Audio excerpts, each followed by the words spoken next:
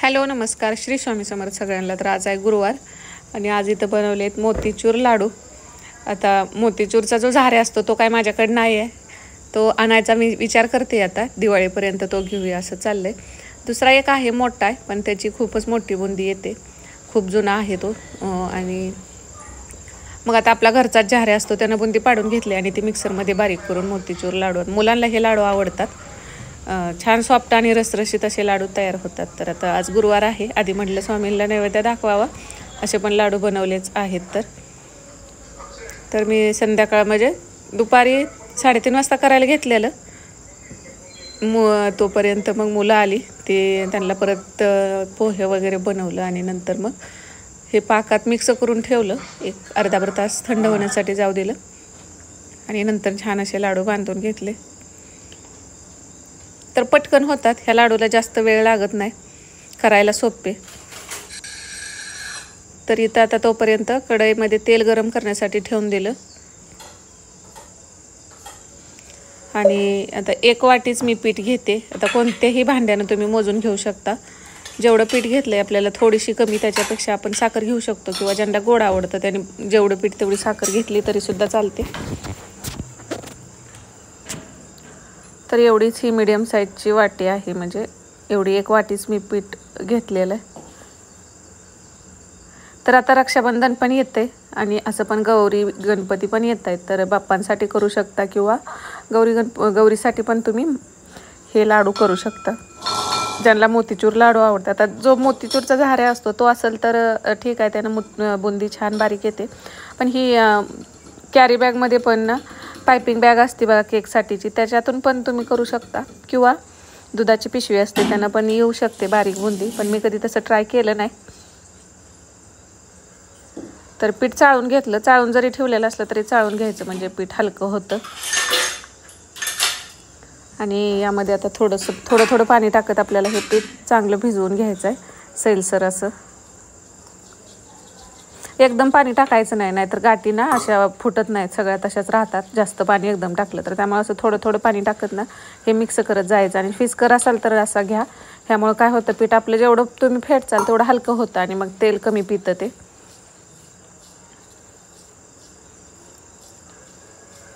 आणि जास्त पण पातळ करू नका, म्हणजे थोडं पाणी टाकत अंदाज घेत असं हळूहळू टाकत जायचं। तर बघा अशा कन्सिस्टन्सीचं पीठ, आणि ह्याला एक चांगलं 5 मिनटं तरी असं फेटून घ्यायचं, म्हणजे बुंदी जी आहे ते कमी तेलकट होते। तर बघा अशा पद्धतीनं हे पीठ तयार झालेलं आहे। आता ही घरची डाळ असते तीच दळून आणलेली, तर तेल पण तोपर्यंत गरम झाले। मग आता हा जो झाऱ्या असतो ना, आपण पूर्वी तळण काढण्यासाठी बघा पहिला असा जुना झाऱ्या असायचा आपल्याकडे, तर ह्याच झाऱ्यामध्ये मी करते, किंवा मोदकाची चाळण असेल त्याच्यात पण येतं। आता आपल्याकडं ह्याचं नसेल तर मोतीचूरचा झाऱ्या नसेल तर अशा पद्धतीने। आणि मी ह्या झाऱ्याने ना बुंदीचे लाडू पण करते आहे अशी, म्हणजे थोडीशी बुंदी मोठी होते, पण आपण पाक करतो ना चांगला व्यवस्थित पाक करून, तशा पद्धतीचे करते। मला तर ना बुंदीपेक्षा जास्त शेवचेच लाडू आवडतात, कारण दिवाळीला आमच्यात दोन्ही पण प्रकारचे लाडू होतात, बुंदीचं आणि शेवचं।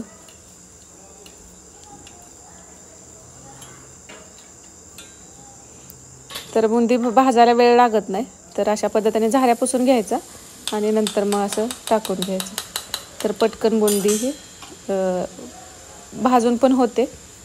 आणि थोडी आता ही काय मोठी आली कशी चपटी आली तरी काही प्रॉब्लेम नाही, कारण आपण हे परत मिक्सरमध्ये थोडं बारीक करणार आहे त्यामुळं।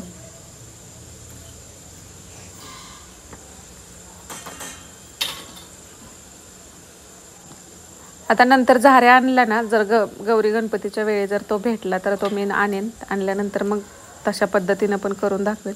बुंदीचे लाडू करण्यासाठी थोडेच करायचे असेल ना तर वेळ लागत नाही, पटकन होतात। तर अशा पद्धतीने सगळी बुंदी मी पाडून घेतली।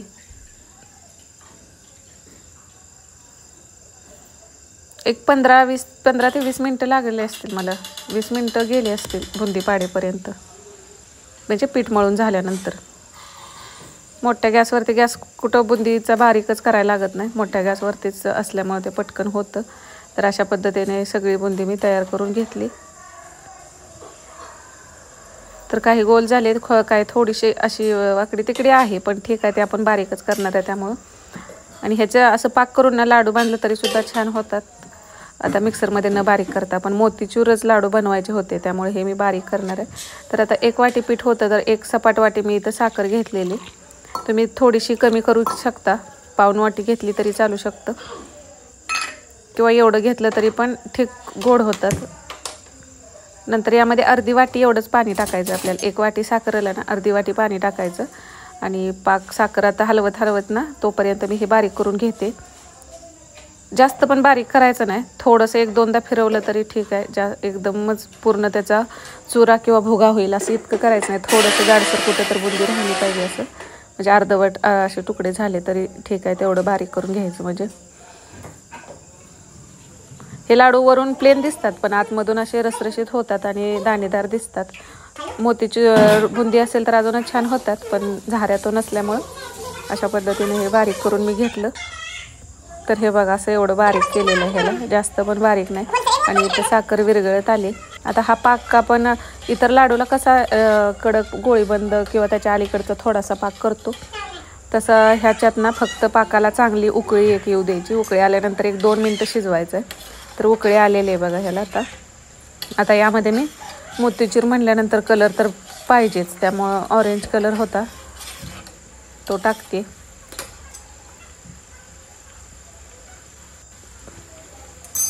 तर थोडासा कलर यामध्ये टाकला आणि आता हा आपला पाक तयार झालेला आहे. गॅस चालूच आहे बरं का अजून. आता ही जी तयार केलेली आपण बुंदी आहे बारीक केलेली, ती परत यामध्ये टाकून घ्यायची.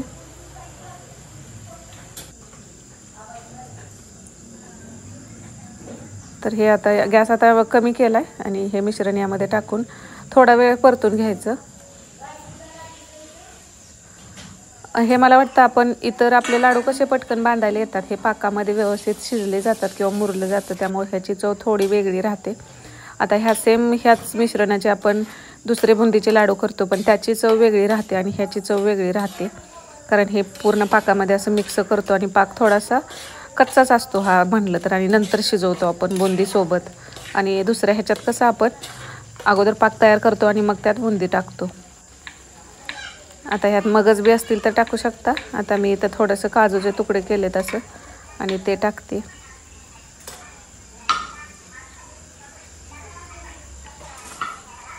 तर ह्याला आता नंतर ना 5 मिनिट तर परतला असेल, जास्त वेळ पण परतायचं नाही, नाहीतर ह्याला तेल सुटायला सुरुवात होते बघा. आता तेल सुटायलाच लागले, त्यामुळे आता ह्या स्टेजला आपल्याला गॅस बंद करून घ्यायचा आहे हे मिक्स करून. तर मिश्रण बघू शकता अशा पद्धतीचं. आता हे पातळच दिसते, दिसायला जरी पातळ दिसलं ना, थंड झाल्यानंतर ते आपल्याला लाडू व्यवस्थित बांधता येतात. त्यामुळे गॅस बंद करून टाकला.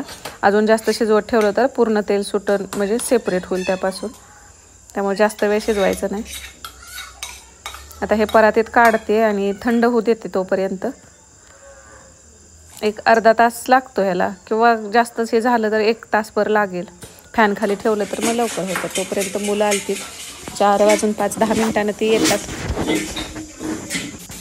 तर आल्यानंतर काल त्यांना शेवळ्याचा उपमा केला, आज पोहे केलेलं होतं. तर शाळेतनं आल्यानंतर असं काय तर त्यांना रोज लागतंच नाश्त्याचं. सकाळचा नाश्ता नसतो, मग आमचा संध्याकाळचा नाश्ता होतो. नंतर इथं वेलची पावडर थोडीशी घेतली चमच्यावर. जायफळ हवं असेल तर ते पण तुम्ही खिसून टाकू शकता. आणि वेलची टाकल्यानंतर हे थोडं मिक्स करून घेतलं तर बघा असं पद्धतीने सुकलं होतं.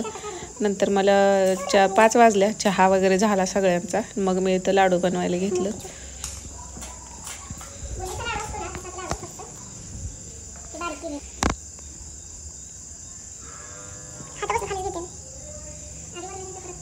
तर आता तुम्हाला हवे तेवढ्या साईजचे हे लाडू बांधून घेऊ शकता. आता सिल्वर पेपर असेल तर तो सुद्धा लावला तर अजून छान मार्केटसारखा लुक येईल, पण आता तो काय माझ्याकडे नाही, त्यामुळे तुमच्याकडे असेल तर लावू शकता.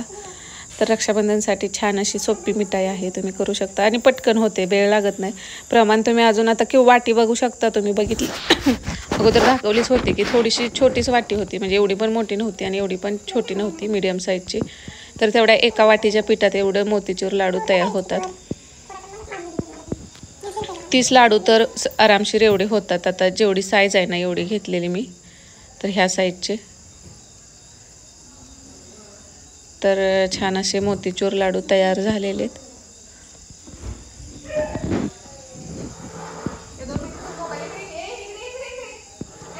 आतमधून ना छान सॉफ्ट होतात आणि रसरशीत असं राहतात हे लाडू. ट्राय करायचं झालं तर अगदी छोटी वाटीचं प्रमाण घेऊन तुम्ही करून बघा, एकदम लहान वाटीच्या साईजनं.